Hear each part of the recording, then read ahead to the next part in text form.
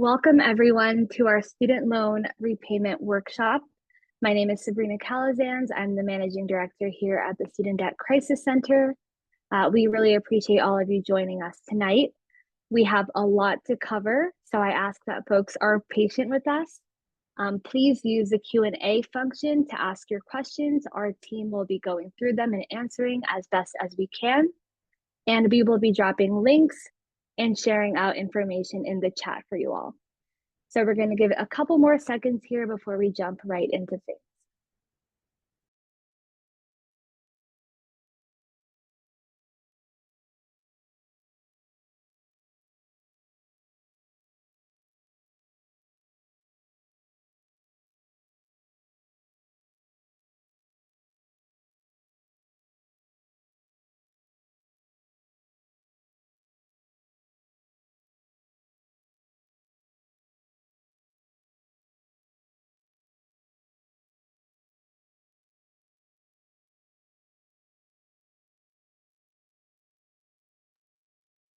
All right. Thank you all for joining again. I know there are some folks still trickling in here, but we're going to kick things off because there is a lot of ground to cover. So with that in mind, I'm going to toss it over to Sabrina Ashley. Awesome, thank you. And thank you everyone again for joining tonight. Just a quick overview of tonight's program. We are going to be going over loan types, repayment plans, consolidation, general updates, and debt relief. I'll also remind everyone that we are not financial counselors or attorneys. We are advocates here to help. And at the end, we will be having a more extensive Q&A period. So another reminder, drop those questions into the Q&A function, and we will be pulling from there. So before we get into loan types, we're going to go over some new cancellation announcement updates. So as some of you may have heard, there's been a quote Plan B proposal from President Biden for cancellation.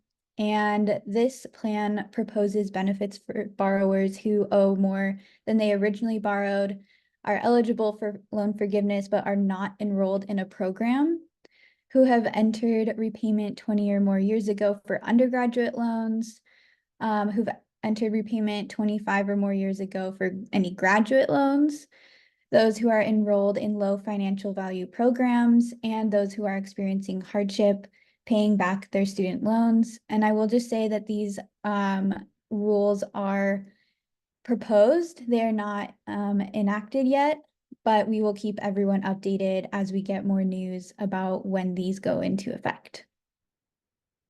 With that, we will go ahead and get into student loan types and servicers.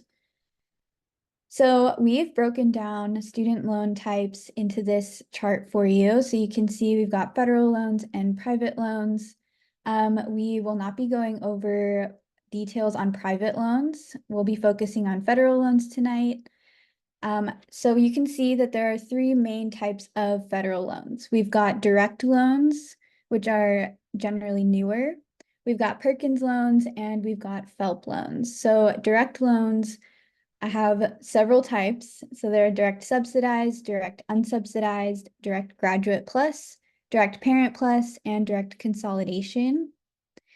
We've got Perkins loans, which are no longer issued, and those are loans that may be held by your institution. And then we've got FFELP loans, which stands for Federal Family Education Loan Program loans.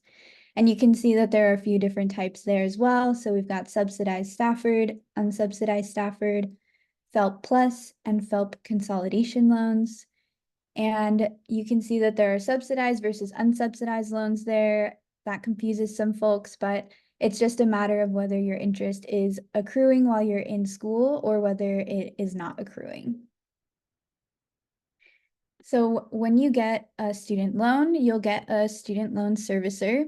So we've outlined some federal servicers and some private servicers so that you can gauge what types of loans you have if you're not able to get into studentaid.gov right now. So for federal, we've got AidVantage, AES, CRI, Ed Financial, Heartland, Mohila, Nelnet, and OSLA. And these servicers might change throughout your student loan journey, I'll say. So you might get a loan through Mohila, and when it's time to go into repayment, or maybe you're halfway through repayment, they might change servicers to someone like Nelnet. That's really common. Just keep track of all of your documents to make sure that you have everything on your end, and you can keep it straight. Some private servicers we've listed out are Discover, Navient, Sallie Mae, Wells Fargo, and SoFi. These are banks and private corporations. So if you have a private loan or a loan through a bank or a private corporation, it might be a private loan.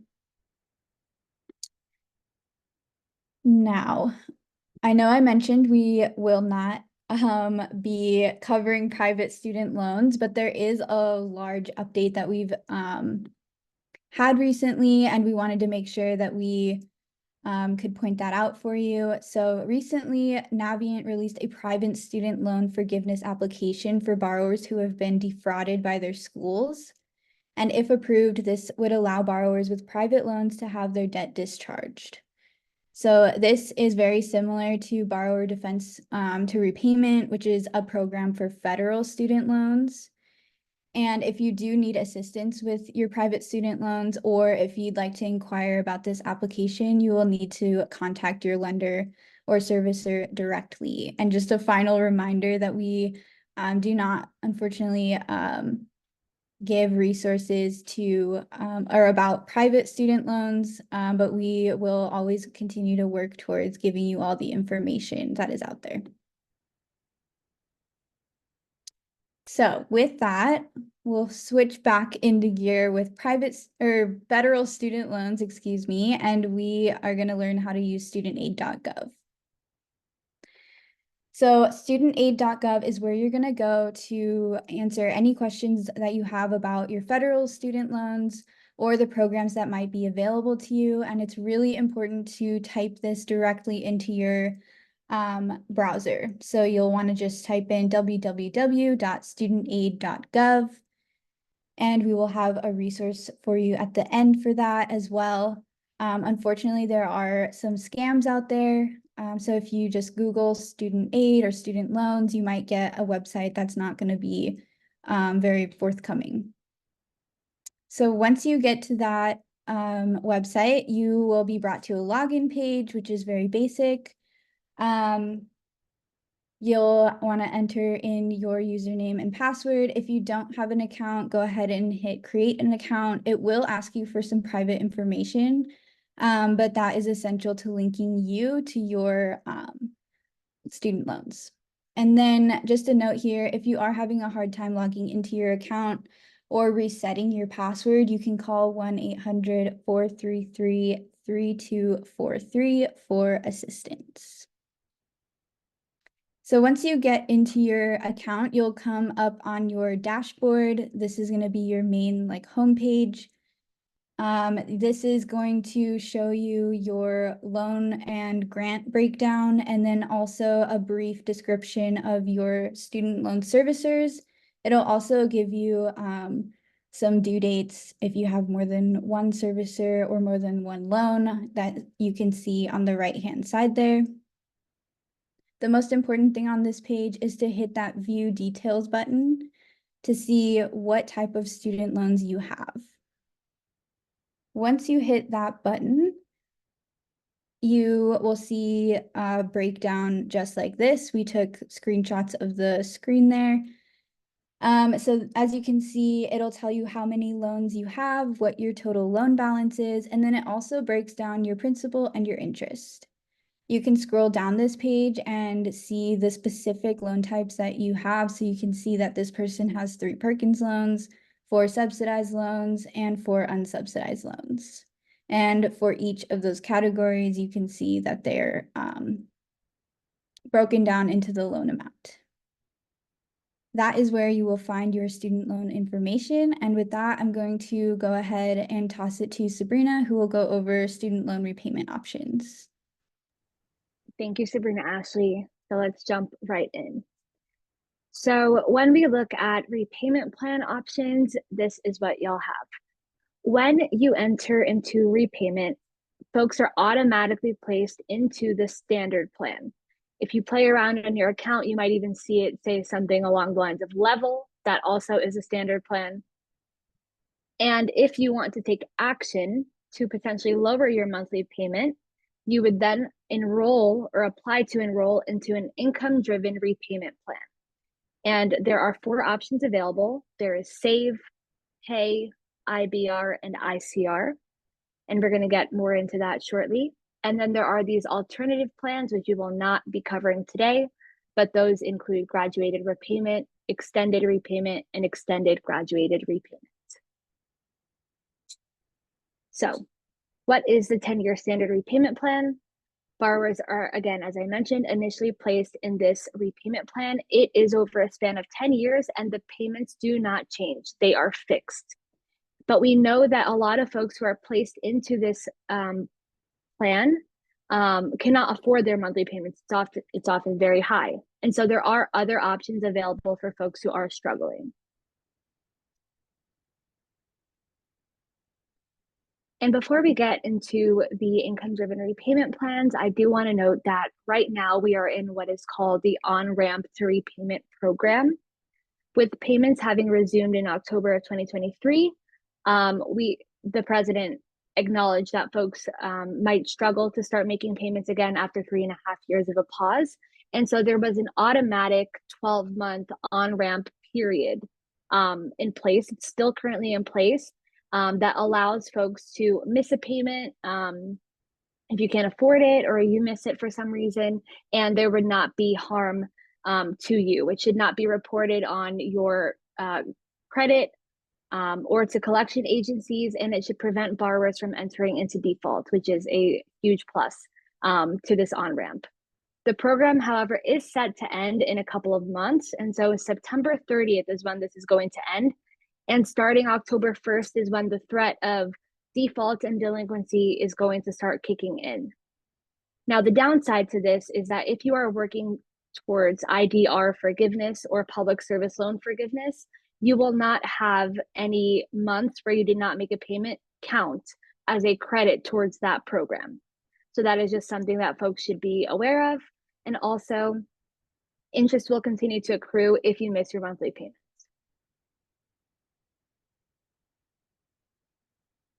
Now let's take a look at repayment plans where you will need to take action.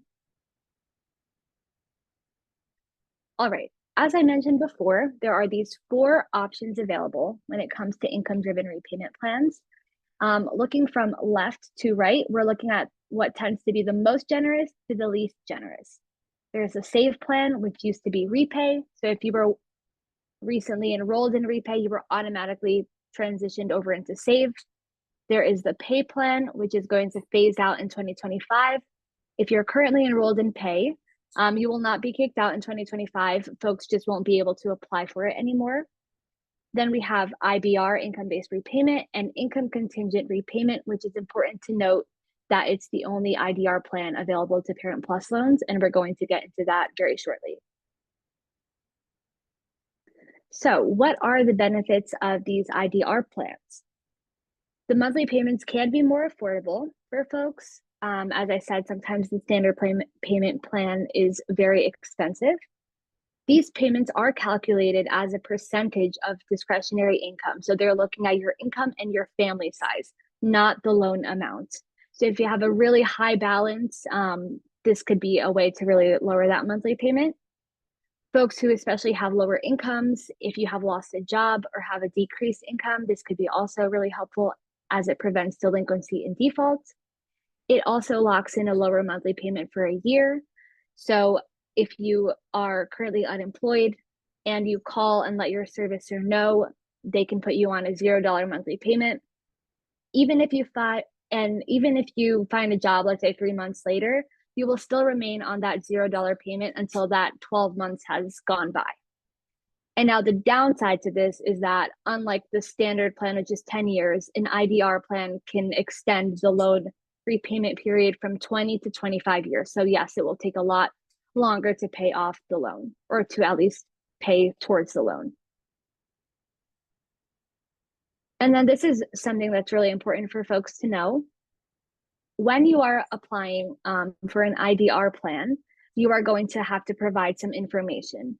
So you'll have to share information such as your permanent and or mailing address, family size information, dependents, that sort of thing, employment information and an employer address, income documentation. If you have not filed taxes in 2 years, they require that you submit at least one of these options, and that includes W-2, a pay stub, an employer letter certifying gross income, a bank account statement, interest or dividend statement, and then they will also ask you for 2 references and contact information. So those are just things that you should be aware of when applying for an IDR plan. And then just want to emphasize once again that SAVE is an IDR plan. We're going to get into SAVE right now, but I just want folks to know that when we say IDR, SAVE is a part of that. So let's take a look at the basics of the SAVE plan. So what are the qualifying loans? If you have direct undergraduate and graduate loans, or you have a direct consolidation loan, then you're eligible to enroll those in the SAVE plan. Now, if you have a FFELP loan, a federal family education loan, or a Perkins loan, those loans do not qualify. However, you can consolidate them into a direct consolidation loan to then become eligible to be enrolled in the SAVE plan. Unfortunately, Parent Plus loans are excluded from the SAVE plan.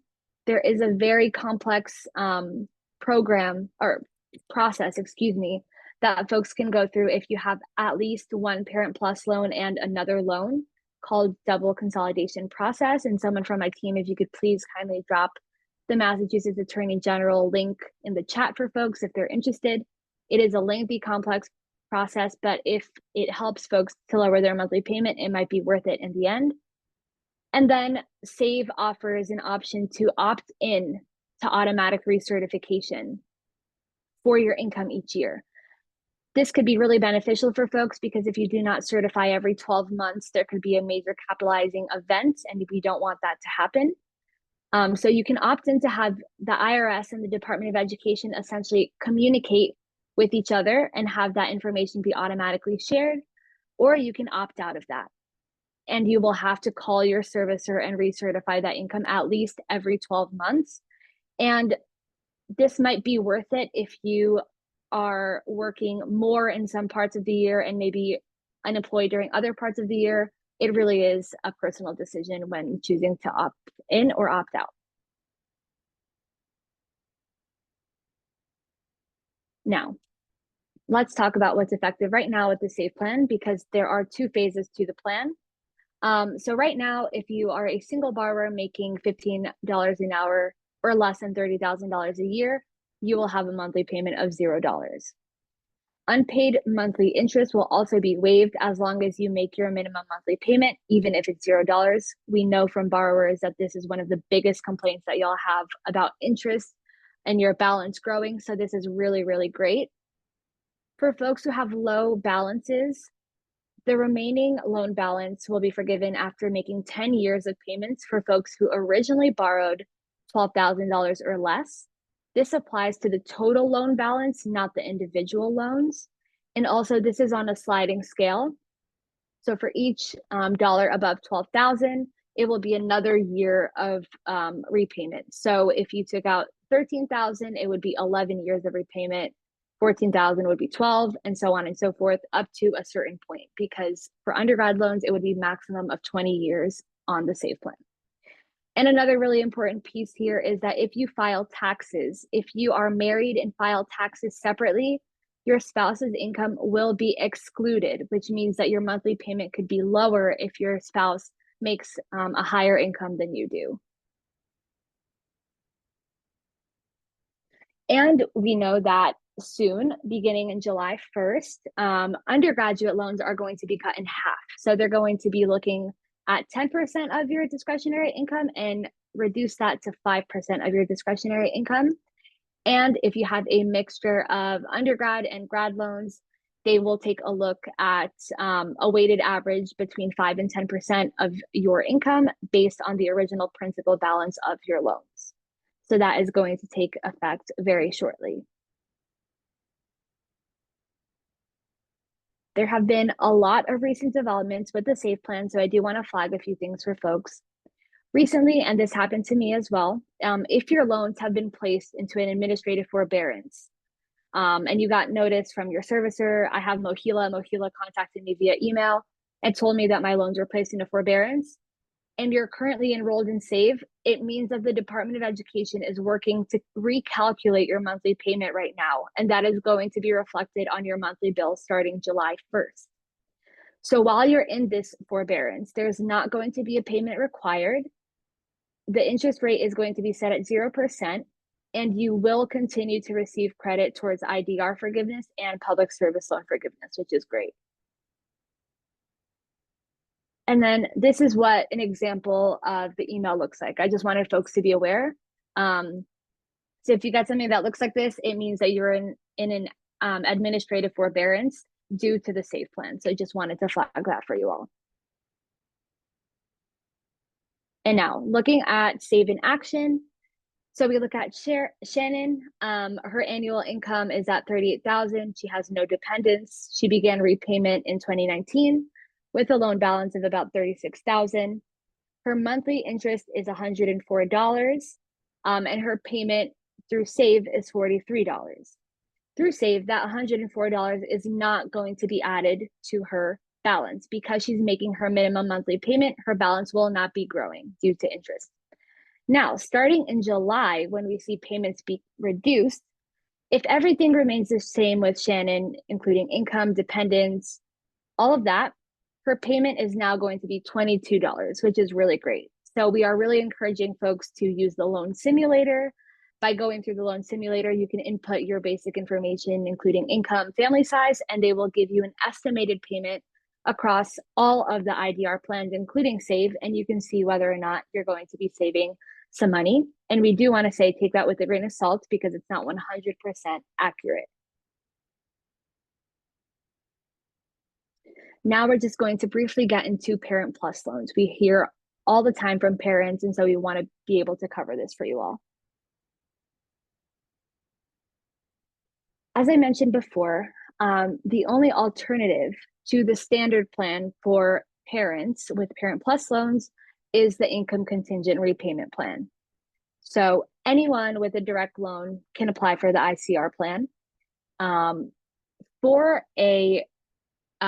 someone who has Parent Plus loans, you will need to, and I haven't mentioned it on this slide, but you will need to consolidate your loans into a direct consolidation loan to be eligible for this plan. So if you have a Parent Plus loan and you've never consolidated it, but you want to enroll it in ICR, you will need to consolidate it. And then you'll be eligible to enroll it in ICR.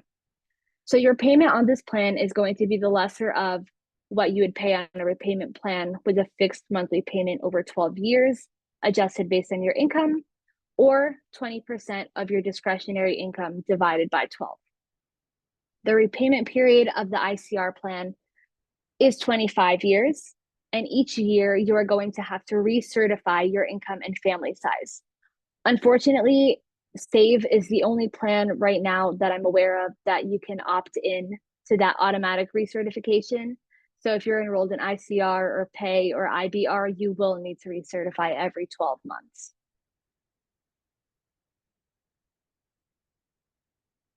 And then just a reminder for folks, again, if you're planning on applying for an IDR plan, make sure that you have all of this information accessible, especially the income documentation. That is going to save you a lot of time.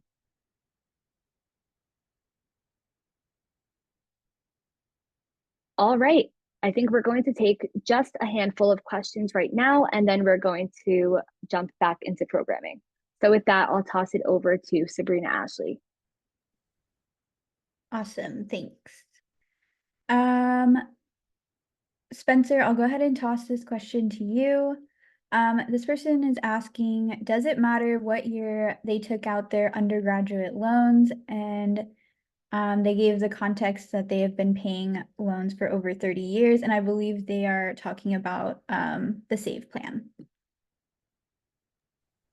Okay, so it depends on what loan type they are. If they still have FFELP loans, FEL loans, they will need to apply to consolidate by June 30th to get full advantage of the one-time account adjustment, which I'll be talking about in a second.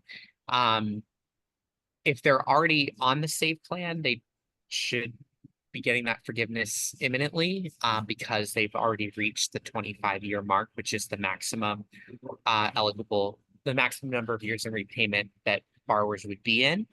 But again, if they had those older loan types, they really need to apply to consolidate by June 30th. And then once that's processed, they would basically receive automatic forgiveness immediately. Awesome. Sabrina, I'll toss this one to you. It's kind of 2 in 1. I've seen several people ask where can they see what type of repayment plan they're in and how can they tell if they are in an administrative forbearance?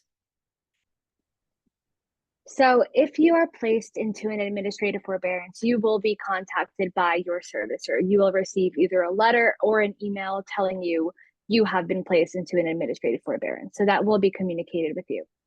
Now, in terms of figuring out what repayment plan you're enrolled in or what loan type you have, you can go to studentaid.gov. That is the place to go. Studentaid.gov, if you go to the section titled My Aid, as soon as you're on your dashboard, it's the first thing you'll see with the circle and the debt amount. There will be My Aid. Click on View Details. And then once you scroll down, it will have all of your loans listed out. And it will say next to each loan what plan it's enrolled in. And if that is confusing and you just get lost, you can also go to your account on your servicer's website. So usually folks have a studentaid.gov account. In my case, I have Mohila. So I go to Mohila's website and I should be able to log in and see my account information and what repayment plan I'm enrolled in. Awesome, thank you. And then Spencer, I'll go ahead and toss this back to you. This person says that they're still in grad school. Do they need to wait until they're finished? I am going to plug in there. Do they need to wait until they're finished to enroll in an IDR plan, maybe specifically SAVE? I get a lot of questions in the chat, Spencer, for folks who maybe are like almost graduating. What options do they have if they want to take advantage of these benefits? Yeah, that's a great question. So if, and I know the person talked about grad, which I'll touch on in a second, but for undergrad, unfortunately, there are little ways to get out of in-school status for undergrad. You basically would have to stop being in school, which for most folks is not going to work. You're trying to progress through. For grad students, you can opt out of what's called your in-school deferment. And by doing so, you're entering back into repayment and could be eligible to apply to consolidate. And then once that consolidation process is over, then you're entering back into repayment. For those that are in grad school, and especially if you happen to be working 30 hours a week for a public service loan forgiveness eligible employer, which we'll touch on later, you may also want to opt out of your in-school deferment because that way you'll be getting PSLF credits while you're still in school. Awesome. Thank you, Spencer. I know there are a lot more questions, but for the sake of timing, I'm going to go ahead and toss it back to you, Spencer, to continue with the workshop. Great. Thank you, Sabrina. And just a really quick housekeeping item, folks, please do not use the chat to ask questions. Your question will not be answered in the chat. Please use the Q&A. Thank you so much. So I'm going to be talking about student loan consolidation and the one-time IDR account adjustment. So what is consolidation? Despite the name, consolidation is more about converting older loans into a new direct loan. Although for many borrowers, it does still involve combining multiple loans together. First, we'll talk about the advantages of federal student loan consolidation. First, you have one monthly bill rather than multiple. You'll have a fixed interest rate. For most borrowers who took out loans like in the last roughly decade and a half or so, you already have fixed interest rates. But if you have older loans, you still have, some borrowers still have variable interest rates. So that can really be a benefit to lock that in, especially in a time of higher interest rates. Especially though, the huge advantages are really the latter two here: access to the most affordable IDR plans, including SAVE. That is because you are converting these older loan types, especially FFEL loans, into direct loans and unlocking your eligibility for the newer, more affordable IDR plans like SAVE. And then you are also unlocking your eligibility for forgiveness pathways. For PSLF, that means a 10-year forgiveness window. And for non-PSLF, that would be 20 to 25 years of forgiveness. And you can do that retroactively. So if you've been making payments on these older loans for, let's say, 20, 25 years, as soon as your loan consolidation goes through, you're going to get forgiveness through a process that I'll talk about in a second, the one-time account adjustment. Next, I do want to touch on just a couple of the disadvantages just to be mindful of.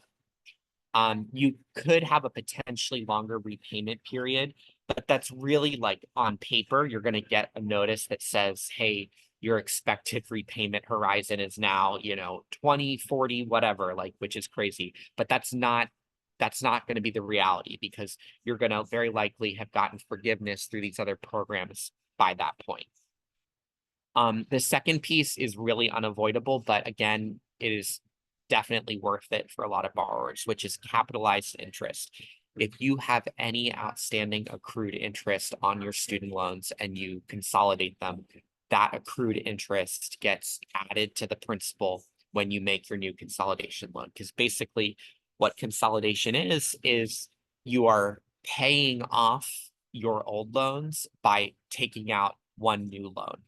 And through that process, you're going to have your interest added to your principal. But again, for most borrowers, that's going to be worth it because of the repayment programs you're unlocking eligibility for, as well as forgiveness. We'll say it a ton of times, but I'll just say it right now. The current deadline to consolidate and maximize your payment credits is the end of this month. For those that have joined multiple webinars, you may have heard this before. You may have heard these deadlines before. The administration is going to finish this process by the end of the fall. And so we really think this is the last deadline. So really cannot emphasize the importance of applying by June 30th.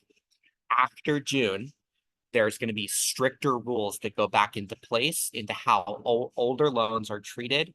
And meaning you could end up losing some of your credits. You're not going to lose all of them. This is a change under the Biden administration. You're going to basically have a blended average. But for borrowers right now, you're going to get your maximum benefit by consolidating your loan, or excuse me, applying to consolidate your loans by the end of June of this year. So who does consolidation benefit? Folks with commercially held FFEL loans, Perkins loans, Stafford loans, these older loan types. If you had Ed held FFEL loans, but you want to enroll in these plans, you still need to consolidate your loans.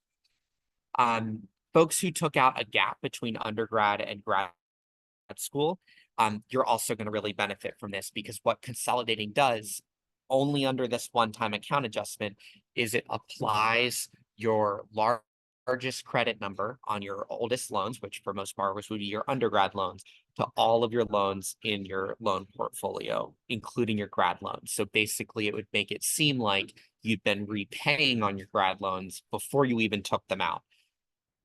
If you wait until after June 30th to apply to consolidate, you're not going to get that benefit. You're going to get that blended average between the two. And so what that means is by applying to consolidate before the end of June, you are speeding up your pathway to forgiveness.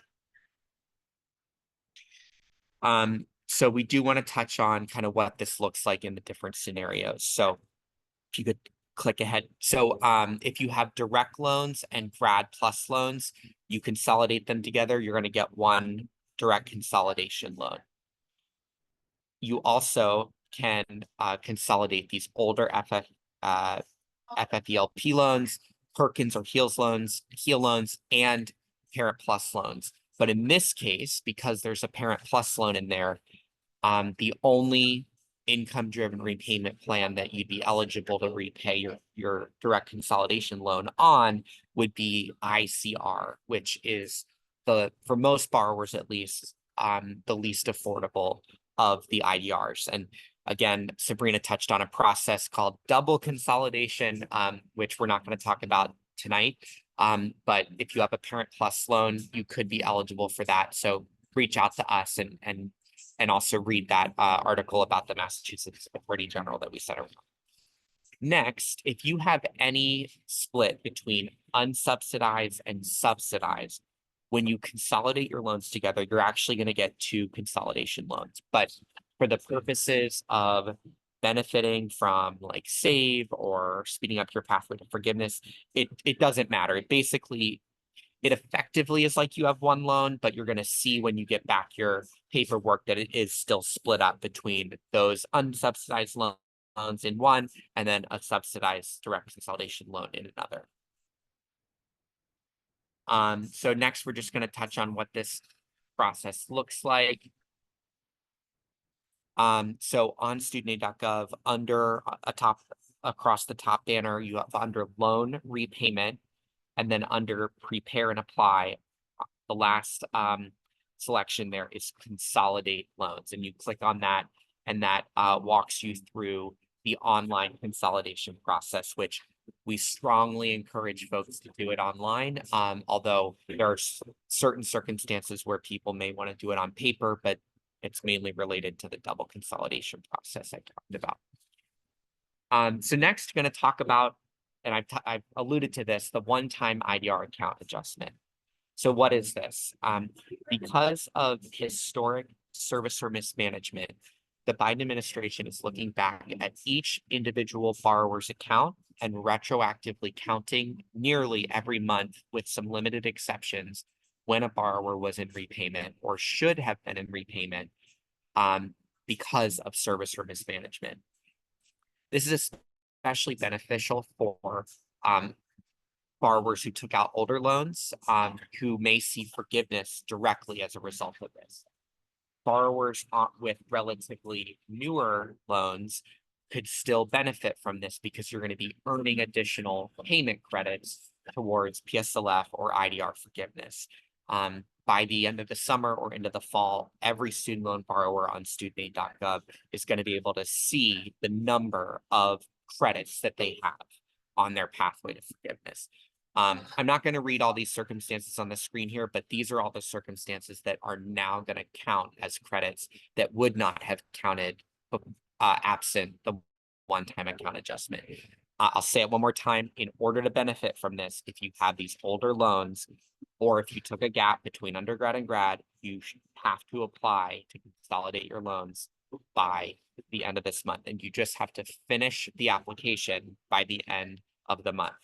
It's a process that takes about 15 or 20 minutes and could be the difference between forgiveness in a couple months or years from now. So next, I'm going to talk about the process a little bit of kind of how this is applied. So who will this benefit? I just kind of alluded to it, but borrowers who have already reached these 240 credits, which is equivalent to 20 years, or 300 months, which is equivalent to 25 years worth of payments, are going to get that forgiveness immediately after the one-time account adjustment.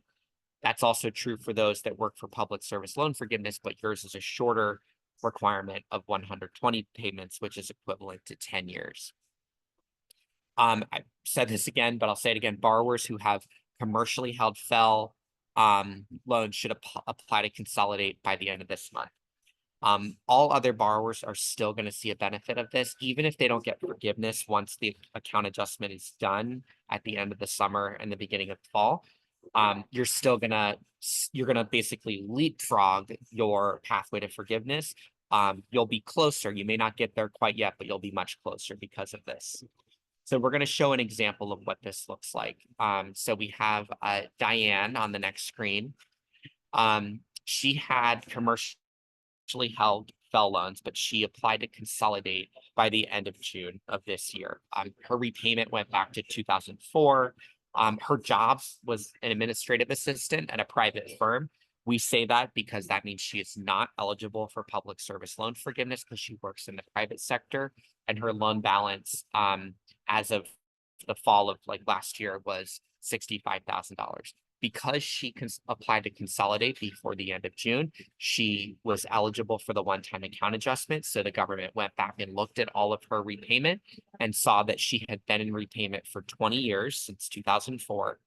And as a result of this, looking ahead to this fall, she had all of her loans forgiven, but she only did because she took the action of applying to consolidate by the end of June. So last, just going to take a recap here of the benefits. So just make sure you have the correct type of loans. If you have commercially held FFEL or Perkins, you need to apply to consolidate before the end of this month to get the benefit.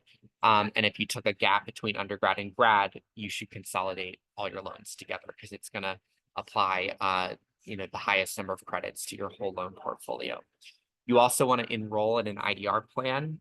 You'll need to, as part of the consolidation application process, you'll have to pick a repayment plan, and you'll have the option to enroll in an IDR. Each borrower's situation is different, so we encourage folks to use the loan simulator or the Savvy tool, which my colleague Lindsay, will be talking about in a second. As we've talked about, if you have Parent Plus loans, ICR will be the only of the IDRs that you'll be able to enroll if that's part of your consolidation. And again, the deadline to safely consolidate to maximize your credits is June 30th of this year at the end of this month. So with that, I'm going to turn it over directly to Lindsay. Great. Thanks so much, Spencer. And hello, everyone. I'm going to talk to you now about public service loan forgiveness, or PSLF. And this can be one of the most powerful ways to have the remainder of your loan balance forgiven entirely after making 120 qualifying payments. So I'm going to kind of walk you through sort of an overview of how the program works, and then we're going to dive into deeper detail on the following slides. So the program began in October of 2007, which means any qualifying employment that you've had from October 2007 to present day is fair game and can retroactively qualify to count towards public service loan forgiveness. Now, you need to basically make 120 of what they call qualifying payments in order to achieve forgiveness under this program. So that's about 10 years minimum of payments qualifying, a few different things that we'll talk about in a second. Now, these 120 qualifying payments don't need to be made consecutively. You just need to make 120 total cumulative qualifying payments, after which, again, the remainder of that debt is forgiven.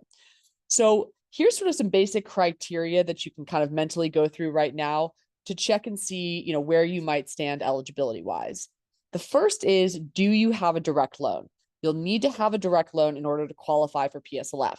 If you have a non-direct loan, like a FFEL loan or a Parent Plus loan, you can consolidate that loan, like Spencer just talked about, into a direct consolidation loan to make it eligible.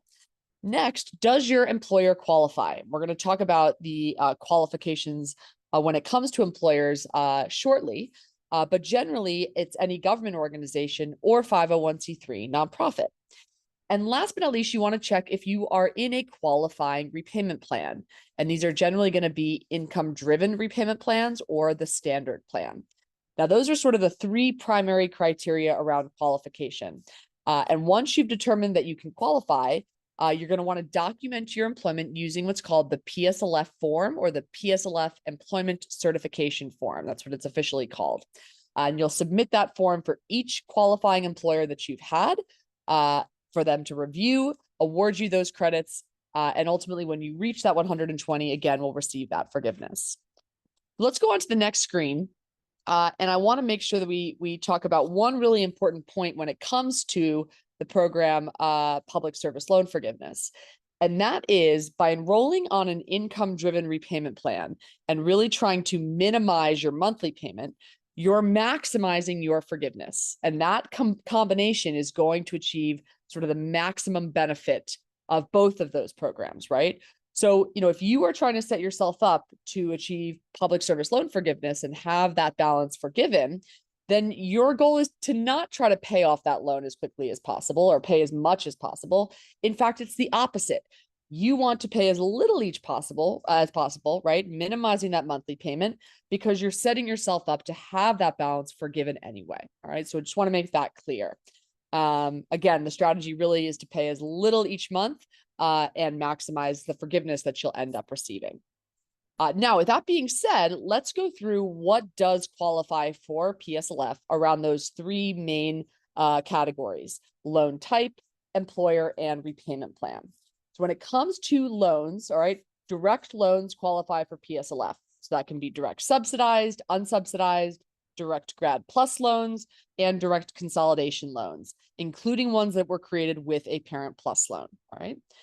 When it comes to employers, all levels of government, federal, state, local, or tribal, any 501c3 nonprofit, and some other critical public service careers, all right? So that's employment-wise. And when it comes to repayment plan, this one is a little bit nuanced, but for the time period between October 1, 2007, when the program started, and June 30th of this year, okay, so the end of this month, any repayment plan qualifies so long as the other requirements are met around your loan type and your employer, okay? Now, starting July 1 of this year, okay, so after the end of this month, going forward, you will need to either be on the standard plan, okay, or one of the income-driven repayment plans. Doesn't matter which one, it can be any one of the four, all right? You'll need to be on one of those plans, making your payment for the full on-time amount in order to have those months count as qualifying credits towards the 120 total that you need. All right, now let's talk about what does not qualify for PSLF. Again, around those three same categories. So when it comes to loans that don't qualify, federal family education loans or FFEL loans, Perkins loans, loans in default, and private student loans, right? Now, when it comes to FFEL loans, right, or Perkins loans, they can be consolidated into a direct loan in order to qualify. Loans in default can also be consolidated and brought back into good standing and qualify after they are brought back into good standing.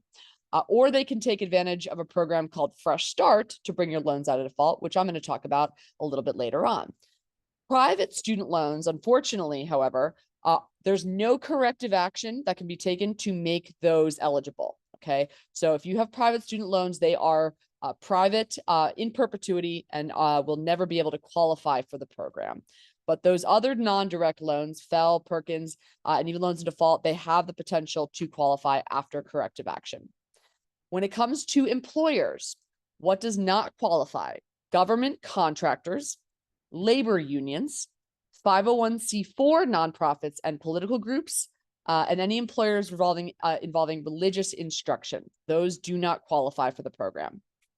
And last but not least, when it comes to repayment plans, okay, after July 1st of this year, any of the alternative repayment plans, so things like the graduated or extended graduated plans do not qualify, okay? And periods of deferment, forbearance, and default will not qualify or count towards those qualifying credits that you need to reach the 120. Okay. All right, now we also want to talk about the one-time account adjustments as it relates to public service loan forgiveness. Again, Spencer just sort of went through this and described what's involved here. And in addition to counting towards income-driven repayment forgiveness, these one-time account adjustments will also give you credit that counts towards public service loan forgiveness. So again, if you have 12 or more consecutive months of forbearance or 36 or more cumulative months of forbearance, you will receive PSLF credits for those periods of time. Again, assuming that you were working for a qualifying employer, right, during that period as well. Now, these changes are going to be applied automatically to all PSLF eligible direct loans. And that includes consolidated and even unconsolidated Parent Plus loans. All right. Although you're going to want to eventually consolidate that Parent Plus loan to qualify. Now, any borrowers with commercially or federally held FFEL loans who consolidate their loans into a direct consolidation loan before the account adjustment is applied will also get that PSLF credit. So again, I think if we can, emphasize this as much as possible, consolidating those non-direct loans as soon as possible, especially before this June 30th deadline, is going to be key. Okay. And again, you're going to be able to really benefit from these account adjustments in gaining credit towards public service loan forgiveness. All right, another thing that we wanted to talk about here today is regarding the recent PSLF processing changes. So just to back up and give a bit of context here, the Public Service Loan Forgiveness Program was previously managed, or is, I should say, is still being managed, but exclusively by MOHELA. MOHELA being one of the federal student loan servicers. So if you were trying to apply for PSLF, even if your servicer was, let's say, Nelnet, you would submit that PSLF form to MOHELA. MOHELA would review the form and say, okay, you've been approved, and your loans would actually move from whatever servicer you might have had, let's say Nelnet, over to MOHELA, and you'd have your loans managed through MOHELA going forward, where you'd be able to see and access and track your PSLF credits as well. Well, that's going to change. The Department of Education has decided that they are going to bring the PSLF program back in-house, if you will, for management. And it's going to be managed through and under studentaid.gov rather than the separate servicer of MOHELA. So in order to complete this transition, okay, they need to put a temporary pause in place on processing new applications. So starting in May 1 of this year, so this already started, all right, and it's going to go through July, they are temporarily pausing the processing of PSLF applications, okay, which means you can still submit your PSLF application during this time. It will just not be reviewed until after this processing pause ends and that transition is complete. So it will just likely take a bit longer for you to hear back and for you to have that form sort of reviewed and awarded those credits, okay? Now, during this time, you're also not going to be able to access information regarding your PSLF status. So your payment count, right, that you might have been able to see on your MOHELA account will not appear during this transition period. But once the transition finishes, you'll then be able to access all of that through studentaid.gov, okay? And last but not least, when it comes to loan forgiveness during this time, if you reach loan forgiveness during the processing pause, all right, meaning you've reached the 120 qualifying payments and would therefore be eligible to have your balance forgiven, you will either be refunded after the pause for any payments you had to make beyond the 120, okay, or you will see these payments applied to your other outstanding federal student loans, all right? So again, this is ultimately a really good thing. I think it's going to improve a lot of the administrative issues with the program that many borrowers struggled with, but it will just require, this transition period and this brief pause in processing applications, right? Just want to make sure everyone is aware. All right, to transition a little bit, we want to wrap things up by talking about defaults and how to get your loans out of default. And right now, there is a really great program that was introduced by the Biden administration, and it is time limited. So it is ending actually this fall, September 30th of 2024. So any and all borrowers who are in default should take advantage of this before it ends. It is called Fresh Start. And it's essentially a program that streamlines the process for borrowers to get out of default. Normally, when you go into default on your student loans, there are two options for getting out of default. There is what's called rehabilitation, which is a 9-month process during which you have to commit to making on-time payments for those 9 months, after which your loans can be brought back into good standing. Or you can actually consolidate those loans, and the consolidation process brings them back into good standing, but you can only consolidate once, okay? So those up till now were the two primary ways in which you could bring defaulted loans back into good standing. Now with this new Fresh Start program, this is an entirely new and better way and quicker way for borrowers to get out of default. Now, the exceptions include school-held Perkins loans or loans that went into default after March 20th of 2020, okay? So a few benefits are applied automatically to any eligible borrowers, but they expire 1 year after the payment pause ends, unless you take additional steps that we're going to outline on this next slide. So these benefits include access to federal student aid. They will stop any and all collections. You'll become eligible for other government loans. You'll have the ability to rehabilitate loans again, and your loans will be classified as current on credit or to credit reporting agencies rather than in collections. So what do you need to do to take advantage of Fresh Start and initiate this process? Well, there are 3 primary ways in which you can go about doing this.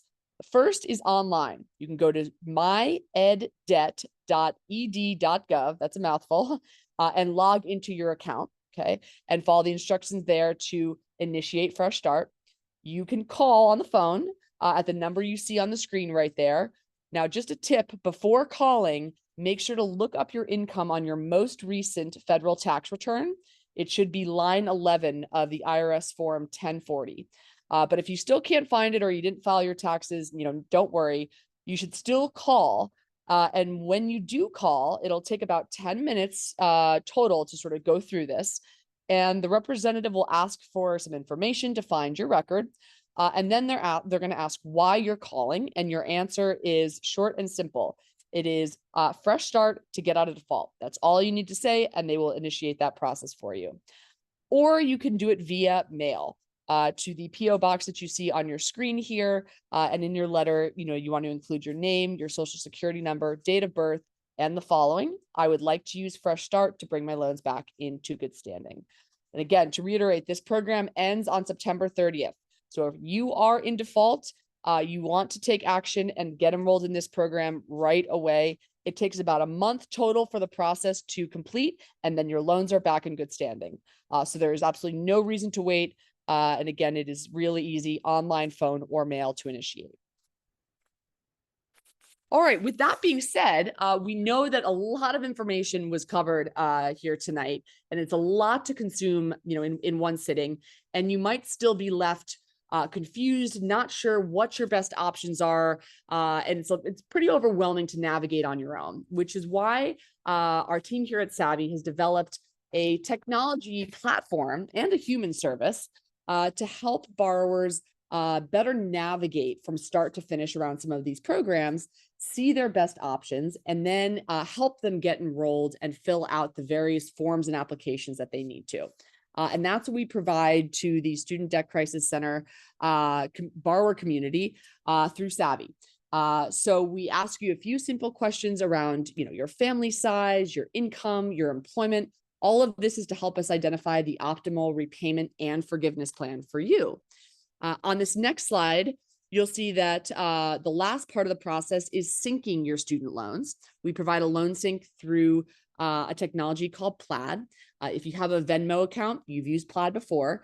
What it allows you to do is to select your servicer, let's say Navient in this case, enter in your Navient username and password credentials, and it's going to sync over a read-only snapshot of that loan information so that we can better and more accurately determine what you're eligible for.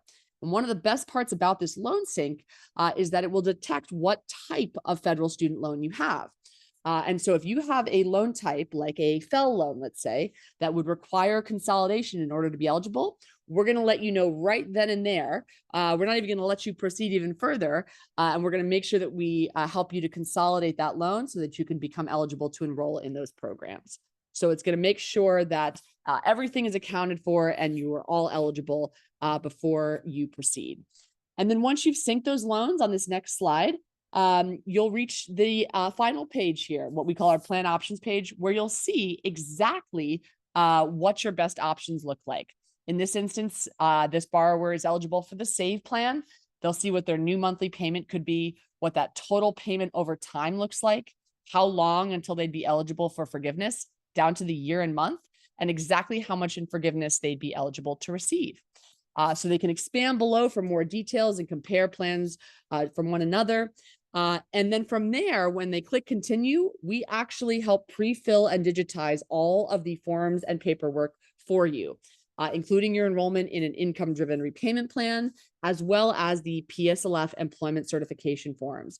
We handle that whole process. We send them to your employer for you. We collect those signatures and submit and monitor them to ensure they achieve the best outcome possible.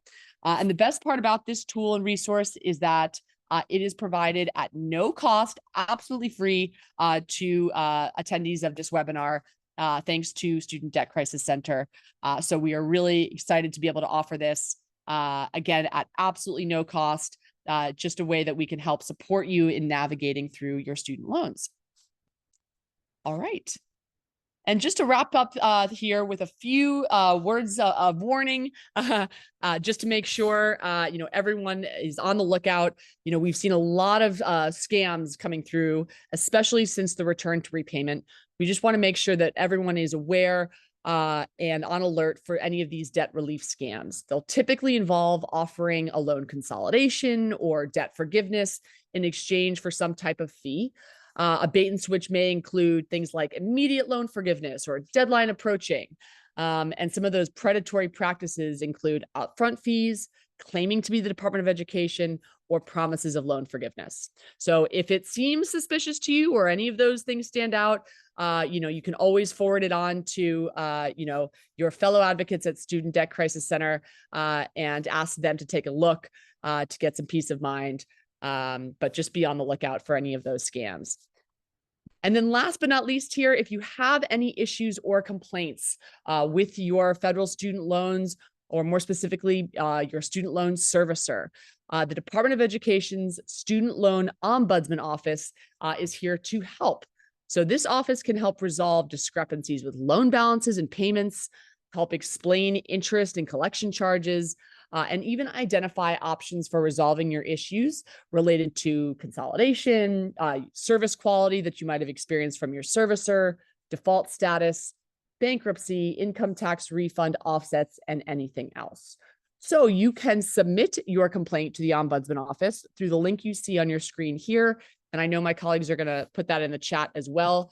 And this has been one of the most effective ways, from my experience, for borrowers to hold servicers accountable for any of the things that they've experienced and any of the bad outcomes that have occurred as a result. So I would encourage you to take advantage of the Ombudsman when and if you need to. And with that, I think I will turn it back over to the SDCC team to take some more questions. Awesome. Thank you so much, Lindsay. Just a quick reminder for folks that I know that we are at the hour. I'll be asking a few commonly asked questions here. And as always, this webinar will be recorded. So if you do have to hop, we will be sending this out and uploading it to our YouTube channel. And with that, I'll go ahead and get into questions. So Spencer, this one is for you. This person has some older loans and they're wondering, once they consolidate those loans and turn them into an eligible direct consolidation loan for like an IDR plan towards forgiveness, what happens to the credits that were earned through repayment in the time that's already passed? So through the one-time account adjustment, the Department of Education will look back at that person's account and count all of those months, almost all of them. We had that screen that talked about all the different circumstances. For most borrowers, most of the time since they left school is very likely to count. Maybe not all of it, but most of it. And so once the consolidation is complete, and then once the department does its one-time account adjustment, one of two things is going to happen. Either all the loans are going to be forgiven because they would have already reached those thresholds that we talked about, or the number of repayment credits will be much higher than it would have been otherwise. And every student loan borrower is going to be able to see that number in the fall, not right now, but in the fall, on studentaid.gov, you're going to be able to see that number. So you're going to see how close you are to forgiveness. And all of this, I should just emphasize, is automatic, but it's only automatic for direct loan borrowers and FFEL loans that are held by the Department of Education. Otherwise, you have to apply to consolidate, which is why that deadline is so important. Awesome, thank you. Spencer, I'm also gonna toss this one to you as well.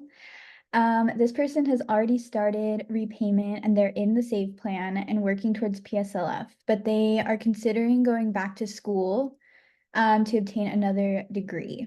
What happens to that new loan if they have to, or new loans, plural, if they have to take them out? Yeah, that's a great question. So under the Biden administration policy, if this person wanted to speed up their pathway to forgiveness on those new loans, they could consider consolidating later. Let's say they go back to school for a 2-year program starting in the fall, just for example's sake. In 3 years, they could apply to consolidate. However, if the existing policy is still in place in its current form, the credits would be averaged. They would not be retroactively fully applied as they are right now. And we can have a separate conversation about sort of the fairness of that. But the whole idea of this one-time account adjustment is a one-time fix. And so the maximizing of those credits where you can take your oldest loan credits and apply it to all of your loans, that process is only happening once. But the administration did at least put out a policy to average them, whereas pre-Biden, you would start back at 0. So I guess it's not so great news, but it's not like it was, let's say, 4 years ago. Got it. Thank you, Spencer. This next question, Lindsay, I'll toss this to you.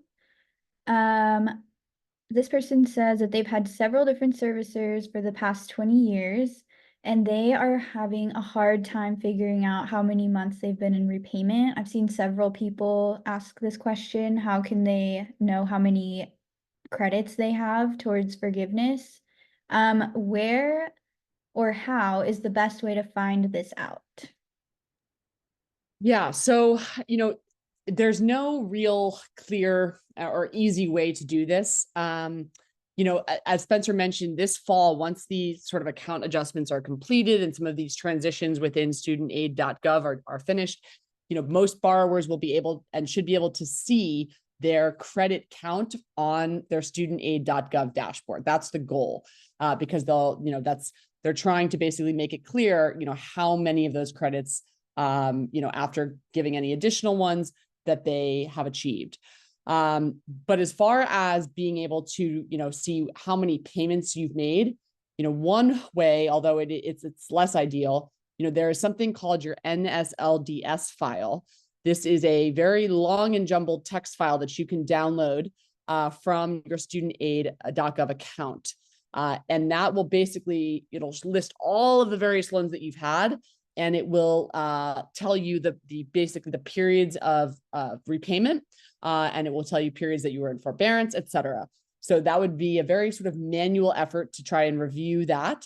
But what I will say is by going through Savvy and entering and adding some of this information into that Savvy account, we're going to be able to detect exactly how many payments you've made. In fact, you can actually upload that NSLDS file to your Savvy account, and we have sort of like an analyzer on the back end that's going to be able to pull from that text file the information and tell you how many payment periods you've had, et cetera. So that's probably going to be your best option if you're trying to figure that out right now.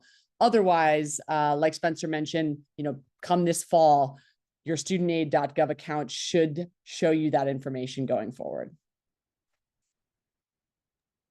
Awesome. Thank you so much, Lindsay.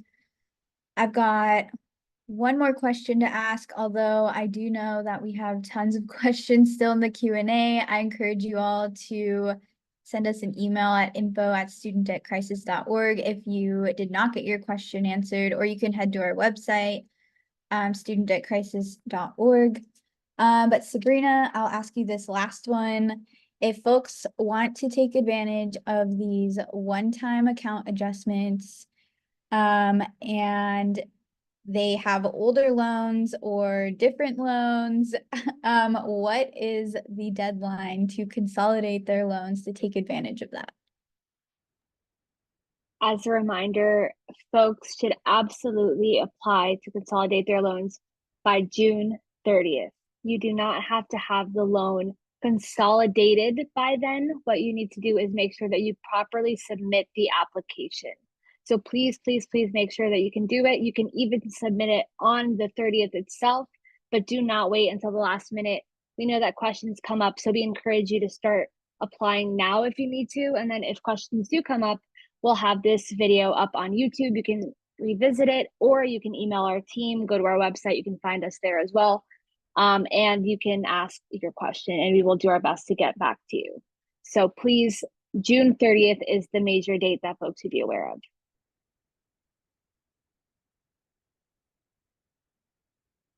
All right, Sabrina, Ashley, are we all set on questions?